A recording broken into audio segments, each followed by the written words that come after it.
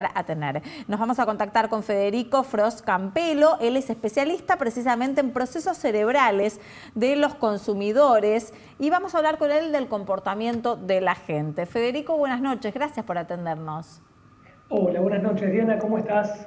Bien, nos gustaría saber un poco qué es lo que sucede en el cerebro de cada uno de nosotros que ante una situación de amenaza, bueno, puede llevar a tener diferentes comportamientos que no son de lo común quizás en la vida cotidiana. Absolutamente. Lo que tenés que considerar es que el cerebro es una máquina llena de instintos. Somos animales y tenemos muchos instintos que en diferentes contextos se van a expresar dependiendo justamente de la situación. Uno de esos instintos precisamente es una avidez descomunal por la certidumbre. Y lo que nos pasa cuando enfrentamos un contexto de incertidumbre es que ese programa cerebral congénito, cableado de fábrica, se pone exacerbado y nos puede llevar a conductas no muy sociables o incluso a formas de pensar que no nos convienen. Por ejemplo, Diana, el tema este de que la gente crea que hay complots en la distribución del virus o que es toda una estrategia geopolítica para que un país domine al otro, es una suposición mental, es una creencia que puede derivarse de este instinto que está funcionando demasiado ávidamente. Entonces, ¿a qué echamos mano? Echamos mano a cualquier cosa falsa que recibimos en las noticias para que por lo menos una explicación falsa nos satisfaga. Para el cerebro es preferible esta búsqueda impetuosa de certidumbre, tener una explicación aunque sea falsa, Pero que no eso sería tenerla. esa satisfacción que aparece con el, ¡ay, qué mal que lo está haciendo! Mirá, está incumpliendo y señalando con el dedo. Me resulta un poco difícil. No, claro, lo que estás hablando en este caso es de que en la convivencia que estamos teniendo todos, nos empezamos a poner sensibles porque el escenario absolutamente incierto que estamos viviendo empieza a generar estrés. Y obviamente a mayores hormonas del estrés, que son por ejemplo glucocorticoides, catecolaminas, la noradrenalina, la adrenalina y demás, nos ponemos irascibles. Entre eso encontramos convivencia con la persona con quien estemos viviendo que empieza a tener rispideces, con los vecinos, y empezamos a sentir que la única forma, como vos argumentabas recién respecto a situaciones extremas de la policía, ¿no? La única forma de sentir que uno tiene el control es tratando de someter a otra persona, sea en la convivencia menor y en la parte microsocial o en las transacciones urbanas, para que yo pueda sentir jerarquizado ante el otro y eso me devuelva un control. Por supuesto, esto es disfuncional, no es Claro. algo que debería pasar, es algo que pasa espontáneamente y que debemos regular, ¿no? Claro. Federico, buenas noches. Facundo Sonati te saluda. ¿Qué ¿Cómo andas, pasa Facundo? Un gusto. con las rutinas y el cerebro? Porque hubo un cambio rotundo para la mayoría de los argentinos y sus rutinas. Absolutamente. De un día para el otro, todos nuestros hábitos se suprimieron y nos exigimos a nosotros mismos, o peor aún, en esta búsqueda de autonomía que todos tenemos, nos sentimos incómodos porque nos exigieron de afuera que los hábitos sean totalmente diferentes. Y el ser humano es un animal de costumbres, es un animal de rutinas y es un animal de rituales. Ya recordarán ustedes, Facundo también, El Principito. ¿Te acuerdas de esa maravillosa novela de Antoine de Saint-Exupéry? A nivel Sí. artístico o cultural, en la literatura veíamos un pasaje en el cual el zorro le pedía al Principito que para domesticarlo siguiera rituales. ¿Por qué? Bueno, la neurociencia puede argumentar qué es lo que pasa con esa conducta. El cerebro necesita orden, necesita encontrar que en las rutinas podemos predecir nuestra realidad incluso cotidiana. Y lo que pasa de un momento para el otro cuando dejamos de tener rutinas es que no podemos sentirnos cómodos con lo que hacemos. Y eso contribuye al estrés. Incertidumbre, aislamiento, confinamiento, falta de rutinas, empieza a ser un caldo de cultivo para que en el momento que vos te cruces con alguien en la calle, en esa media hora que salís o 10 minutos que salís por semana, estés irascible y estés absolutamente confrontativo, ¿no? Tenemos que trabajar sobre esto. Tenemos que entender que podemos llevar al cerebro a pequeños atajos o recursos o tácticas en esta nueva cotidianidad que nos permiten estar más tranquilos. Por ejemplo, en nuestro confinamiento, generar rutinas durante el día que nos hagan el espacio de trabajo en ciertos horarios, el espacio de esparcimiento en ciertos otros horarios, y eso nos va a permitir darle más certidumbre y quitar la ambigüedad de nuestra propia rutina nueva, ¿no? Fundamental. Ahora, Generar más orden. Federico, ¿cómo estás? Buenas noches, Nicolás Luca te saluda. Vos sos ¿Cómo andás, especialista, Nicolás? bien, gracias. Vos sos especialista en el comportamiento de consumidores, ¿no? Y hubo algo que nos hemos tomado muy a la risa durante las últimas semanas, pero que ahora preguntando en serio, ¿qué es lo que pasa por la cabeza de una persona para que en una situación en la cual se informan que los síntomas son tos, alta fiebre, problemas respiratorios, esa persona saquee la góndola del papel higiénico? Buen punto. A mí también me causa gracia, pero es relativamente dramático, porque como yo te digo, los instintos funcionan siempre, solo que ante un contexto diferente, el instinto te lleva a una conducta que ni vos mismo esperabas, ni de vos ni de los demás. El instinto que voy a convocar ahora no es el de buscar la certidumbre, es el de imitar a nuestros pares. Como primates que somos, que descendemos de millones de años de evolución, de peludos antepasados, tenemos la imitación como recurso por antonomasia para mantenernos en manada. Si otro de nuestra manada hace algo y yo no tengo ningún marco de referencia, Es el efecto echo contagio. mano a lo... Claro, es Pero un entonces contagio. hubo un obsesivo por el papel higiénico y ahí se contagiaron todos. En realidad lo que sucede es que hay muchos elementos que a vos te pueden llamar la atención, como que te dan seguridad, pero hay algunos que estadísticamente pueden de manera fortuita generar como una masa crítica y un detonante de que toda la gente se comporte con ese producto más obsesivamente. Y pasó con el papel higiénico esta oportunidad. Probablemente en otra oportunidad o en alguna segunda cuarentena que pueda tocar, suceda con la pasta o con los enlatados. Es muy trivial, pero lamentablemente sucede el mecanismo de imitación no pensado. Y lo que necesitamos tener en este momento es pensamiento crítico, es poner nuestros lóbulos prefrontales, es decir, la parte más racional y más humana, menos animal, si lo querés decir así, por encima de nuestros instintos emocionales. Te hago otra pregunta, Federico, porque no sé si se habrá estudiado, porque difícilmente haya habido otro contexto, no hubo otro contexto similar a este, por lo menos desde la Segunda Guerra Mundial. Pero en una sociedad que está confinada, que está guardada por 15 días, ya prorrogables por otros 15 días y probablemente 45 días en total. En el momento en que todo eso pasa, ¿cómo puede llegar a reaccionar cualquiera de nosotros de salir a la calle y de vuelta a tener que convivir con un montón de extraños, volver a sentarnos en un bar? ¿Se vuelve a generar la confianza que teníamos antes? Pero eso ya sucede ahora. Ahora también hay un montón de gente, hay un montón de amigos míos, Nicolás, que me cuentan, Federico, que salen al supermercado, que es una de las cosas permitidas, y se sienten extraños, se sienten amenazados. Está bien, pero imagínate están cuando... distanciados en la fila, pero resulta que nadie habla con nadie. Cuando termine todo y digan, ya se acabó el coronavirus, podemos volver a una vida normal, a una vida real, hay vacuna, hay medicamentos. ¿Cómo reaccionaría el cerebro humano después de 45 días de aislamiento? Muchas personas con sus familias y muchísimas personas solas. Mira, la respuesta, como vos mismo dijiste, va a ser especulativa. Voy a especular en función de cómo yo sé que funciona el cerebro humano. Nunca pasó esto es inédito, pero podemos encontrar, por un lado, positivo, optimista, una correlación con un fenómeno que sucedió en Estados Unidos en la posguerra de la Segunda Guerra Mundial, que empezó a florecer la cultura musical y se creó el rock y se creó toda una nueva corriente de mucho optimismo y mucha cosa positiva.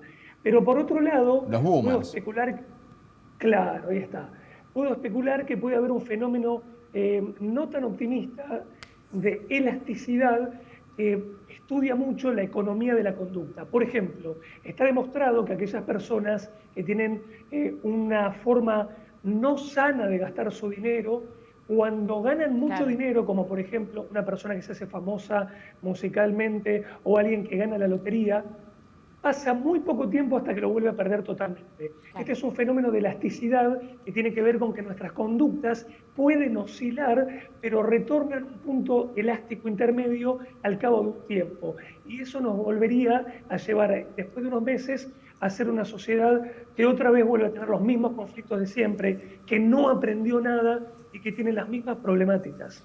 Seguramente, Eso puede pasar. seguramente, Federico, rondemos sobre lo mismo, pero quiero intentar terminar de entender algo. Lo que empieza a suceder es a exacerbar, ¿no? Con este tipo de cuarentena que va teniendo cada una de las personas, las cosas como más negativas, a exaltarse los miedos, a exaltarse la paranoia, el enojo, el enojarse por cualquier cosa. ¿Por qué sucede eso y por ahí no hay otra variable? La tristeza. Tengo una amiga mía y después también varios familiares que dicen, hoy tenía ganas de llorar, ¿no? Como que empiezan a tener diferentes comportamientos que no entienden ni por qué.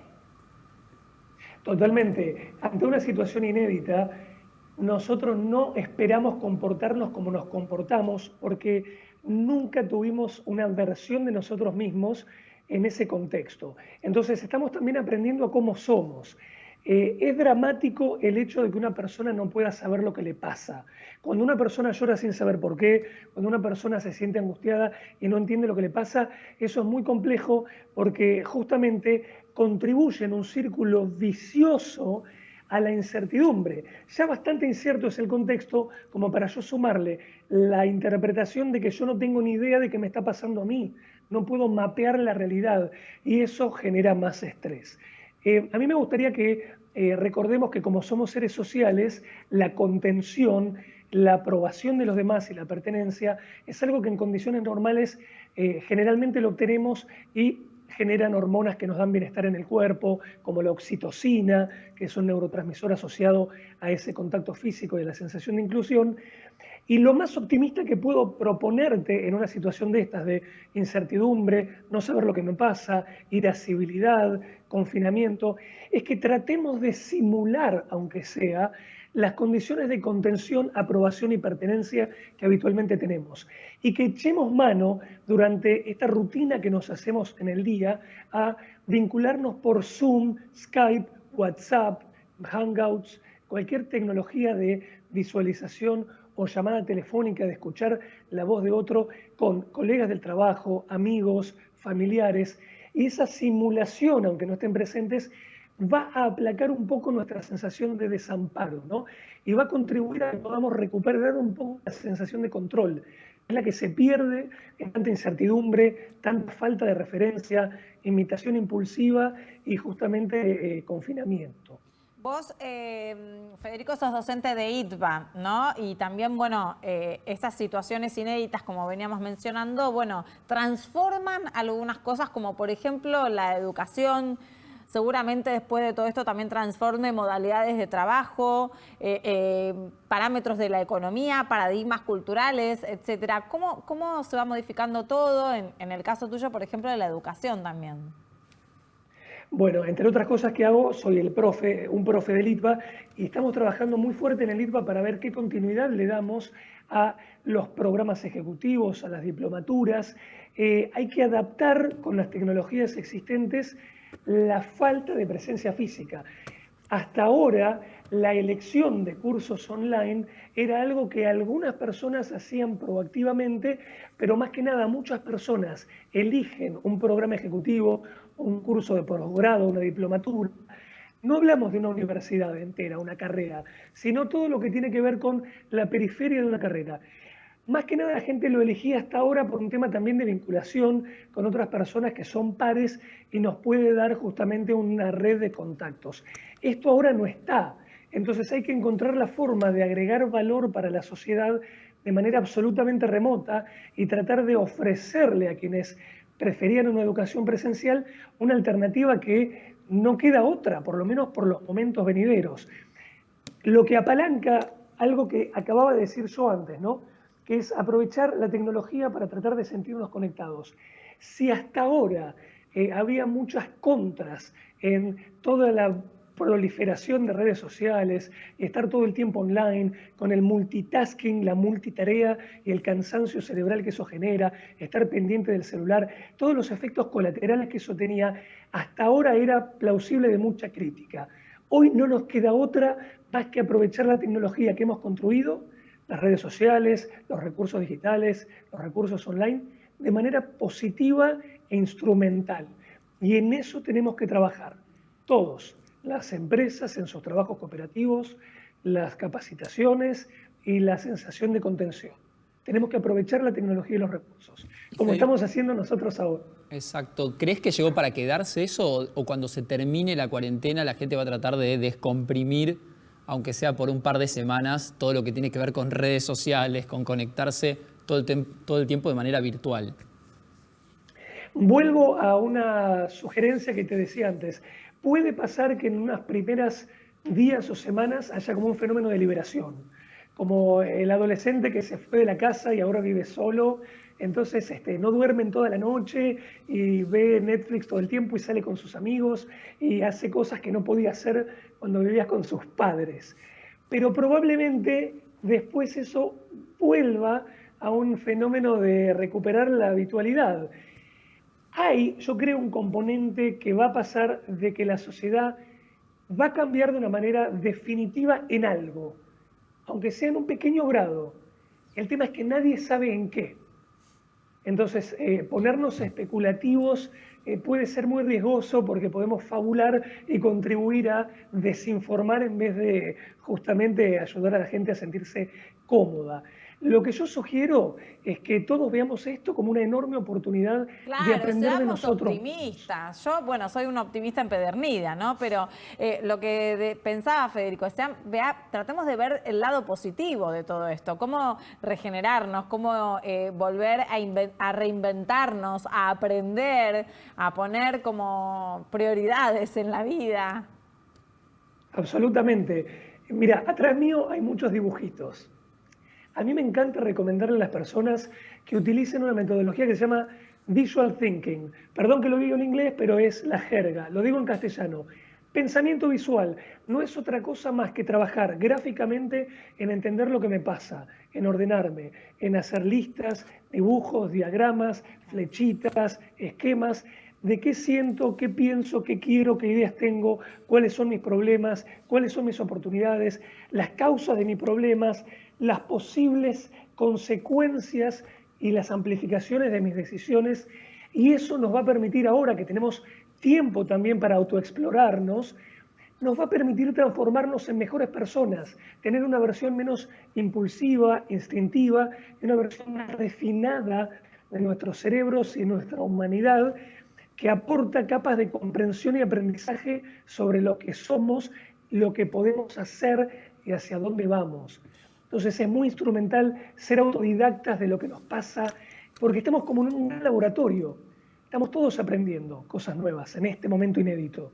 Federico, te hago la última por mi parte y te pido que seas breve porque si no Diana me mata. No, todo bien, me encanta este tema a mí. Y además acaba de decir que hay que hacer listitas. Yo soy fanática de las listas. No, yo me puedo llegar a pegar un tiro antes que hacer una lista. Soy fan. Pero volviendo al tema del inicio, ¿no? Una de las primeras cosas que yo leí, yo consumo mucho de neurociencia, una de las primeras cosas que leí sobre neurociencia hace como 6, 7 años creo, era sobre los comportamientos que nosotros creemos que son racionales, pero que en realidad son instintivos y que están en nuestra cabeza desde hace 200.000 años, 2 millones de años, lo que fuera.